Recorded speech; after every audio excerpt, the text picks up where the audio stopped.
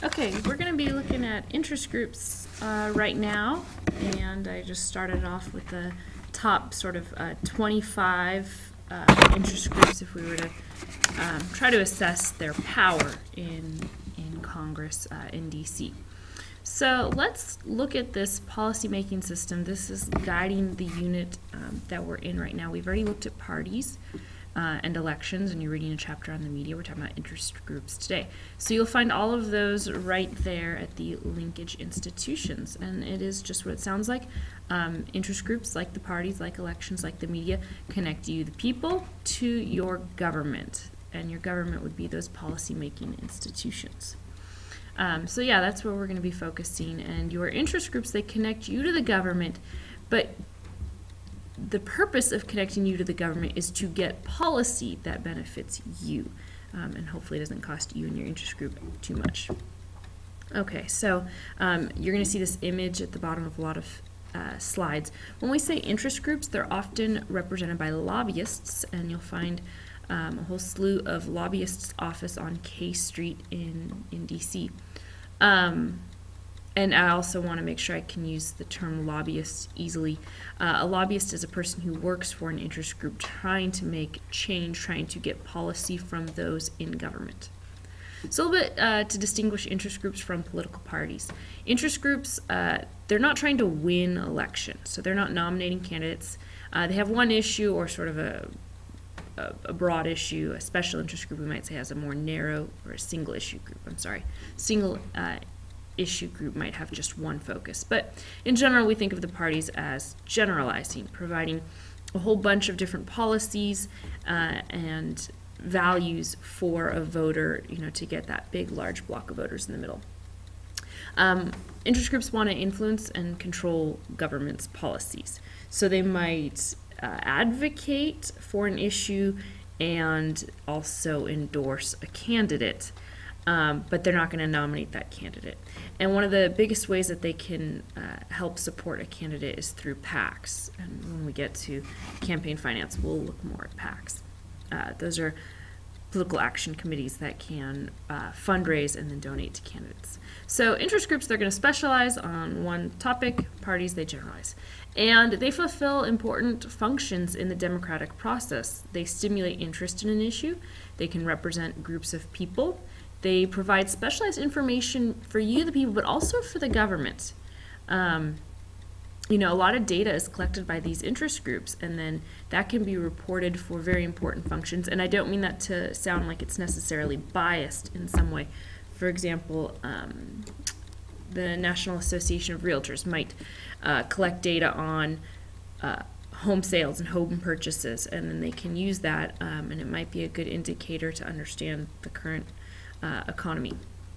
It's also, an interest group is a vehicle for your political participation. If you don't feel so engaged with the political parties, you may have a passion for an issue, and interest groups provide you that way to participate. We can also think about how the numerous interest groups provide additional checks and balances upon one another, so that hopefully the general welfare is kept in mind when promoting policy, so that the existence of many different groups is a good thing, and they compete with one another in the public arena. And there are a number of types of interest groups. Business groups like the Chamber of Commerce, labor groups, AFL-CIO, agricultural groups like the National Farmers Union, professional groups, American Medical Association. There are ones that promote causes like the ACLU, which stands for the American Civil Liberties Union, or the Sierra Club. Welfare for certain groups, we could, the NAACP, and we're going to look at that case in class. There are religious interest groups, the National Council of Churches, and a few others. And then ones that are thinking about the public interest as a whole, like Common Cause, those we might get to answering why those might have more trouble being as effective as some of these other ones. So the interest groups, like I said earlier, they do lobbying in DC, but here are some specific ways that they actually put pressure on those in government. So we can break government into 3 or 4 branches. depending on how you interpret it. But you got the legislative branch, the people making the laws. You got the executive branch, where the laws are being enforced and carried out, and you have the judicial branch, where the laws are being interpreted.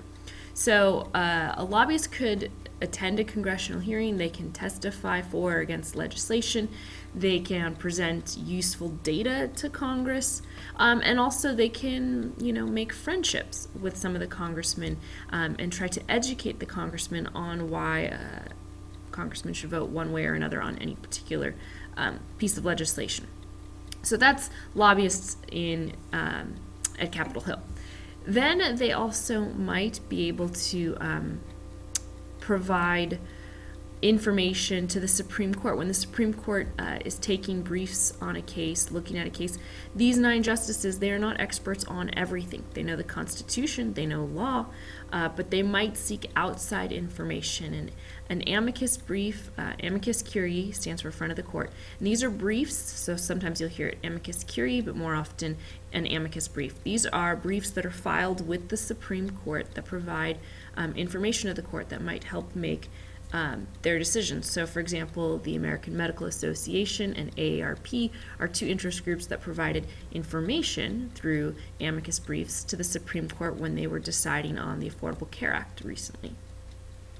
And then you also have the branch of government, the executive branch. It's pretty hard to lobby the president, but you may lobby him directly in the similar fashion that you would lobby a congressman. But you could also, once the law has been passed, and it comes down to the implementation or how regulations will be set up in those bureaucracies that are under the president, you could also go and give advice and try to get the ear of some bureaucrats at one of the departments that's related to your interest group. So how interest groups work in our country, there's 3 theories for how they actually function. Pluralism just describes that idea that there are many interest groups out there, and it's good that they oppose one another, it's good that they compete, and hopefully the best policies come out of that competition. That's a very optimistic, healthy idea of the numerous interest groups at play in our democracy. Then you have, I like using the term hyperpluralism.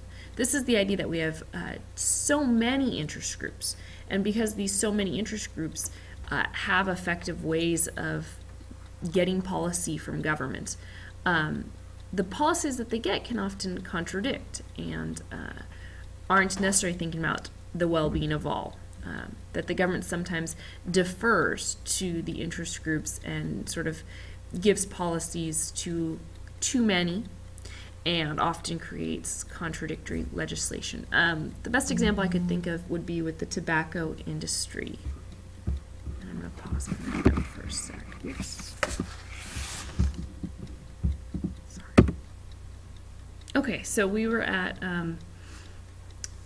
the tobacco industry. We have numerous subsidies that help tobacco growers, and then we also spend an awful lot of money trying to encourage people to not smoke. So what's the real goal of government if money is being used to educate people to not smoke and at the same time subsidizing tobacco growers? And then finally you have the elitist theory of interest groups in our democracy, and that's the idea that there are interest groups that control government, and these are largely based they're able to have this control because of the money that they wield. So hyperpluralism and elitism are particularly skeptical looks at how interest groups function in our democracy. Pluralism is a little more optimistic. Okay, so when we now try to look at the efficacy of an interest group, the question is, does size matter? Is the larger the interest group make it stronger or not?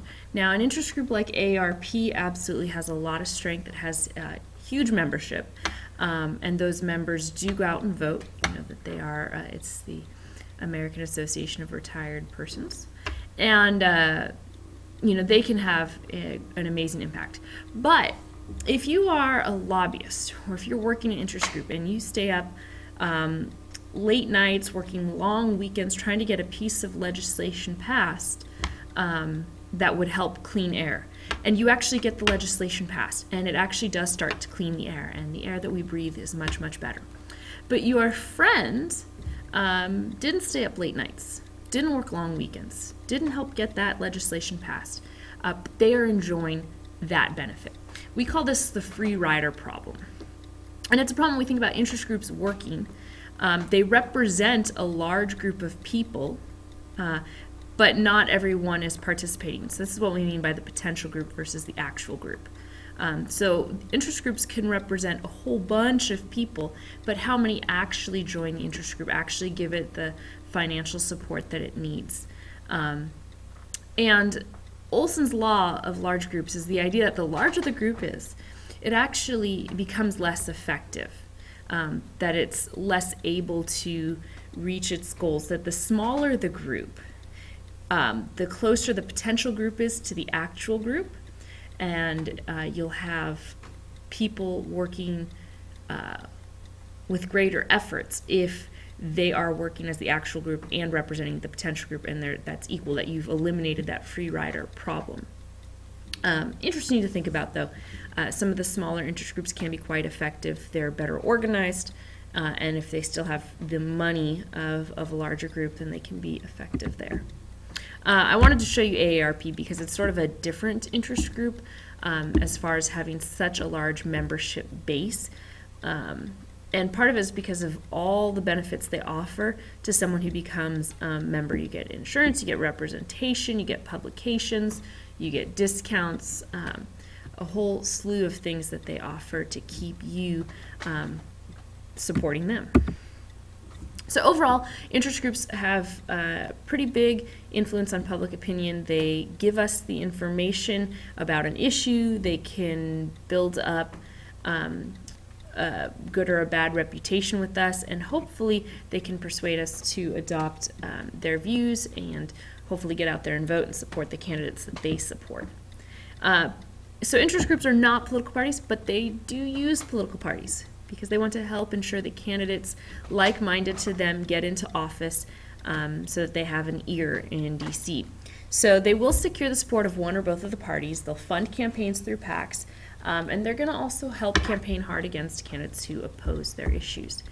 It's easy to look at interest groups in a very negative light and assume that what they do is, sort of bribe politicians, and I want to caution you to this. While we do have often a negative view of interest groups, they tend to support candidates that are already like them.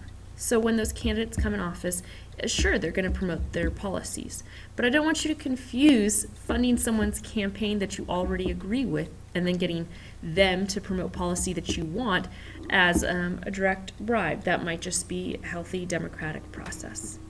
Okay, so next class we're going to look at some activities of interest groups, and then we'll get to campaign finance down the road. All right.